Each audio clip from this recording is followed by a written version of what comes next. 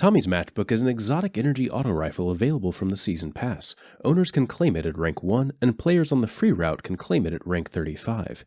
It has the intrinsic perk Ignition Trigger, which causes the sustained fire of the weapon to overheat the gun, increasing damage but also damaging the shooter.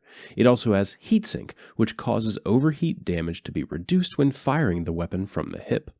In PvE, the damage increase from Ignition Trigger is roughly 100% for both body and headshots. In PvP, it has a 50% increase for both body and headshots. So in PvP, that means it goes from a 15 body or 10 headshot kill to 10 body or 7 headshots to kill. The Ignition Trigger perk will only damage your shield. It will not take down any of your actual health, noted by the red portion of your health bar. You know the perk is active by a few things. First, your screen will have some flames at the bottom, and there will be a slight heat shimmer around you too. The weapon will also have a chunkier sound when firing it.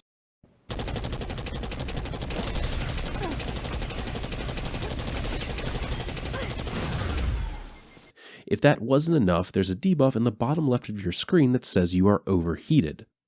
Some more stuff about the Ignition Trigger overheated debuff.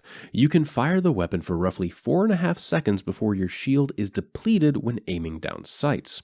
With the damage increase up, you can keep your shields up for 6.5 seconds before they're gone when firing from the hip though. Of course, if you're standing in a Warlock Rift or getting some other healing buff, you can basically sustain that for the entire 100 round magazine. The debuff will also not start up until you fire 20 continuous shots. If you stop firing at any point while building up to overheated, you will have to start over. So try not to proc overheating when you still have a majority of the magazine available. Once overheating is procced, you can stop firing for an extremely brief period to keep the buff up, maybe a 1/10 of a second at most. So with all that info out of the way, let's get into the meat of the review. This really feels like it's a weapon that's made for PvE. You're going to be able to take advantage of the damage increase since you have a plethora of ways to activate some sort of healing ability much more readily.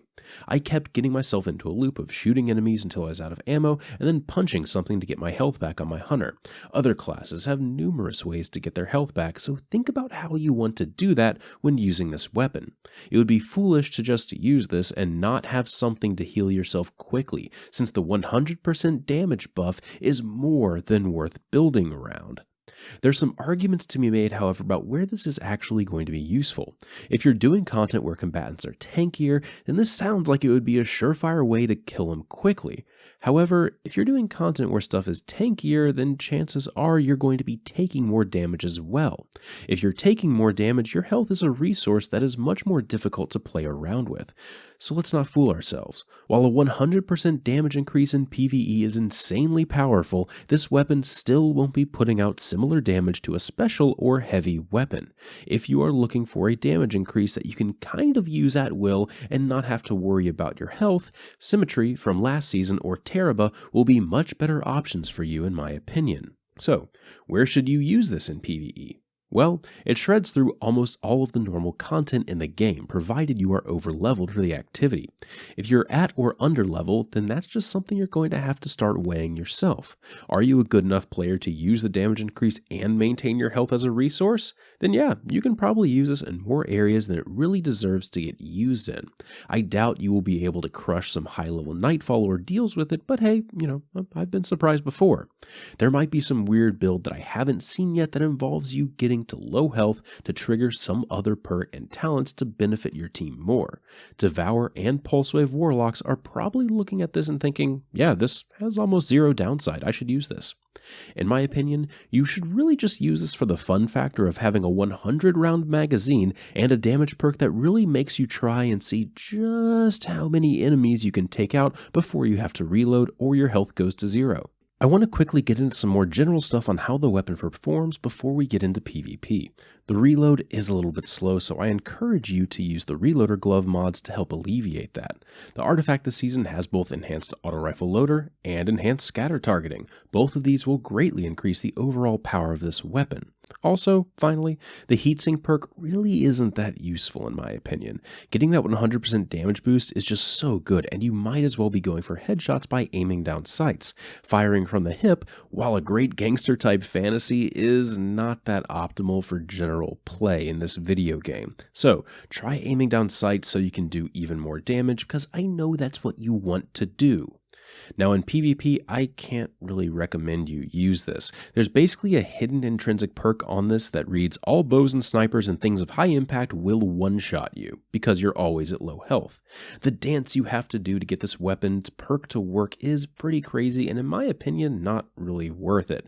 Since auto rifles just got buffed, you have a plethora of weapons to choose from that will be much safer picks, and will be overall better weapons in terms of range and consistency. I'm looking at you, Hardlight. Moving past the negative sentiments for a moment, this gun is actually kind of crazy when you have the perk rolling and no one's really paying attention to you. It goes from the normal 0.75-ish time to kill to 0.5. That doesn't seem like a big deal, but you try reacting to something in half a second. It's much more difficult than it sounds.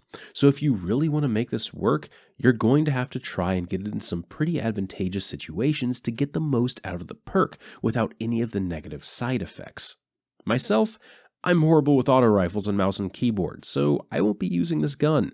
Having used it with both mouse and keyboard and controller though, it feels a little bit better on controller. You get a better sense of where the aim assist starts falling off, and you can just control your shots with a little bit more ease in most scenarios due to the okay recoil direction.